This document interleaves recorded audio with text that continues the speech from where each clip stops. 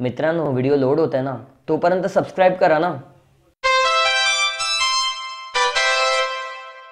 तर नमस्कार मंडळी, आज आपण आहोत ट्रम्पेट प्रमोशनच्या एक न्यू एपिसोडमध्ये. इथे आपण बोलणार आहोत एक नवीन विषयावरती. आपण जाणून घेऊया की मराठी इंडस्ट्रीबद्दल लोकांची प्रतिक्रिया काय आहेत. मराठी इंडस्ट्रीबद्दल बोलशील तर इंडस्ट्रीचे दिवस कंटिन्यू आता खूप चांगले आलेत आणि खूप चांगले चांगले आर्टिस्ट आपल्याला बघायला मिळतात.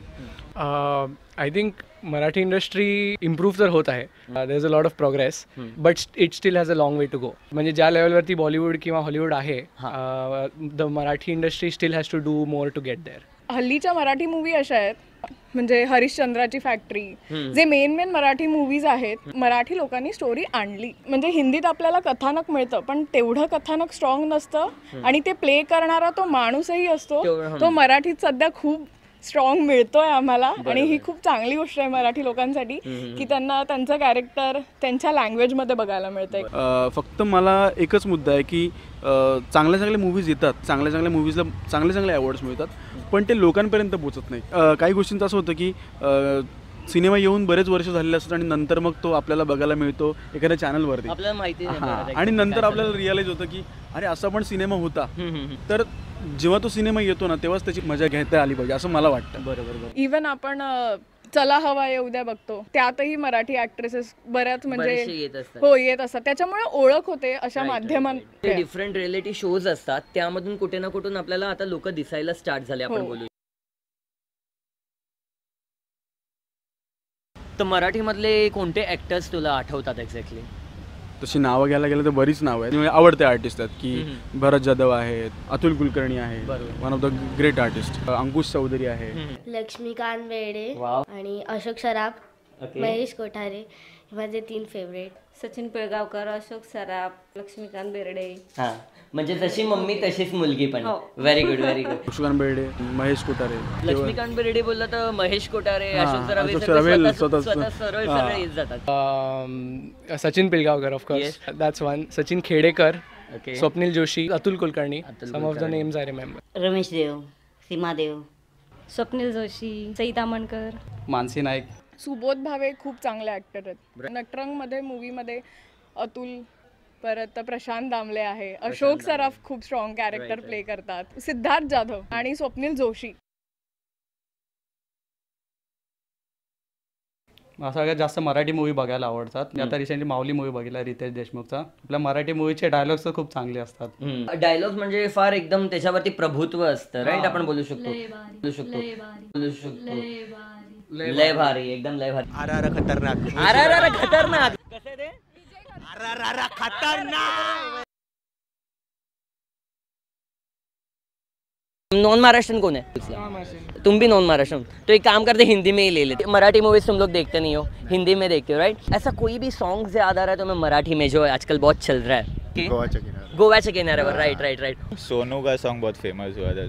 सोनू तुला माझ्या. अरे ओके, नाईस. आता मराठी चांगले सगळेच फेमस आहेत. तरी पण कोणते? 1 hour later. 6.5 hours later. Famous गाणी विचार करायला वेळ लागतं मला. अशा ऍक्टर्सचे नाव बोलू शकतात मला जे ब्लॅक अँड व्हाईट मध्ये पण होते आणि आता कलर मूवीज मध्ये पण आहेत? सचिन पिळगावकर, ओके. अशोक सराफ. लवकर. पहिलं नाव म्हणजे सचिन पिळगावकर. त्यांना भेटण्याची संधी मला मिळाली, प्लस त्यांच्याशी बोलण्याची मला एक योग आला होता. सिद्धार्थ कोणता? जाधव. तर आज आपल्याला माहिती पडलं आहे ते बिचार कलर वरती जातो, रेसिझम करतो यार. म्हणजे इवन आपले निळू फुले. बरोबर. अशोक सराफ आहेत. रमेश देव, सचिन पिळगावकरचं पण. दिलीप प्रभावळकर आहेत. त्यांनी म्हणजे सिरियलांच्या माध्यमातून मूवीज, थिएटर सगळंच स्ट्रॉंग आहे. आत्ताच नाव घेतलं अशोक सराफ, महेश कोठारे, त्याच्यानंतर लक्ष्मीकांत बेर्डे, जे तेव्हा पण चालले आणि आता अजूनही चालतात. आणि दादा कोणके आहे पण सध्या नाहीये. विक्रम गोखले आहेत. परत प्रशांत दामले आहेत. ते तेव्हाही तसेच होते, आताही तसेच आहेत. आणि आपली जयश्री गडकर, ऐरणीच्या देवा, हे फार फेमस झालं होतं त्यावेळेला गाणं. कोणती मूवी तुम्हाला आठवते जे तुम्ही थिएटरमध्ये जाऊन पाहिली होती? मुळशी पॅटर्न. टाइमपास. सैराट. चिंटू माहेरची साडी आणि दशक्रिया बघितली. ओके, तुम्हाला कोणतं चिमणी पाखरं. चिमणी पाखरं, व्हेरी गुड. आता नवीन आलाय आनंदी गोपाळ. हा हा हा हा. आणि मी काकस वर्ष बघितलंय. काकस्पर्श. तुम्हाला जुने मूवीज जास्त आवडतात की नवीन वाले? नवीन नवीन वाले.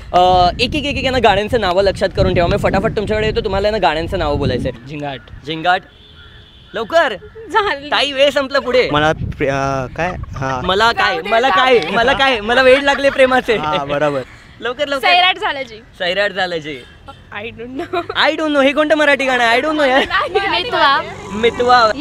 याड लागला. थँक्यू, तुम्ही इथपर्यंत व्हिडिओ बघितलात. आणि मेन गोष्ट म्हणजे बऱ्याचशा लोकांचे मत फार सिमिलर होते.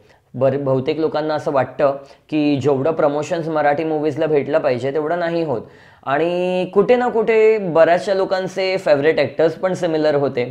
तर ॲट दी एंड आपण असं बोलू शकतो की आजकाल म्हणजे मराठी चित्रपटांना अगोदरच्याहून जास्त प्रमाणामध्ये लोक बघायला स्टार्ट झालेले आहेत. आणि लोक आताचे मराठी मूवीजला भरपूर एन्जॉय करायला स्टार्ट केलेलं आहे. तर आपण असंच कनेक्टेड राहूया. आणि हां, प्लीज सबस्क्राईब करा आमचं चॅनल जर तुम्हाला हे व्हिडिओ आवडतं. आणि त्याच्याशिवाय जर तुम्हाला कोणतेही व्हिडिओ वाटतात की आम्ही तुमच्यासाठी करावे तर नक्कीच आम्हाला कळवा. थँक्यू.